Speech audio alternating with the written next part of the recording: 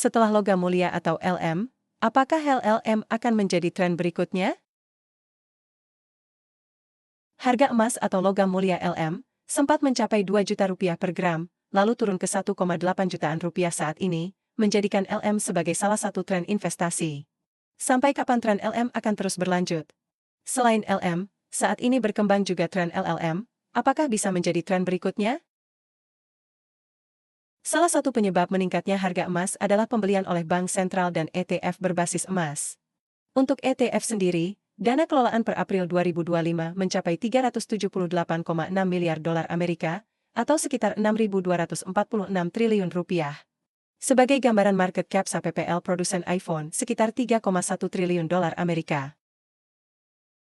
Meski baru sekitar 10% dari market cap SAPPL, dana kelolaan ETF berbasis emas terus meningkat. Berdasarkan data World Gold Council, sepanjang year-to-date April 2025, terjadi net buy sekitar 32,2 miliar dolar Amerika, atau sekitar 531 triliun rupiah. Emas yang menjadi aset dasar ETF juga bertambah 341,9 ton. Dengan menggunakan pembagian antara 531 triliun rupiah dan 341,9 ton, maka didapatkan harga rata-rata pembelian emas selama Januari sampai April 2025 oleh ETF emas sekitar 1,55 juta rupiah per gram.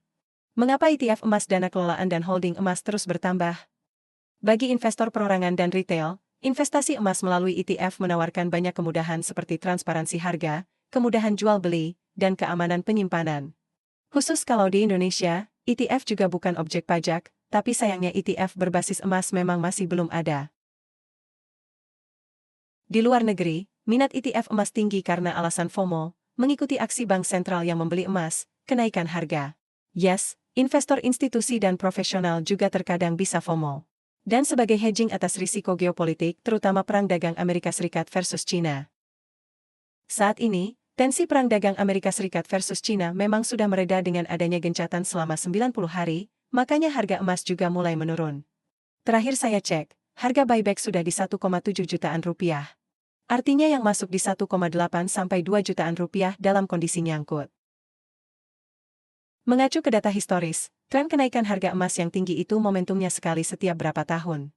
Sebelum perang dagang China versus Amerika Serikat di 2025, sebelumnya adalah perang Rusia versus Ukraina di 2022, sebelumnya lagi di 2008 hingga 2012 karena krisis ekonomi global akibat subprime mortgage. Jika waktu harga emas 2 juta rupiah per gram atau 3.500 dolar Amerika per troy ounce kemarin dianggap puncak dan kinerja historis berulang, maka new high baru emas LM baru akan ada paling cepat 3 tahun lagi.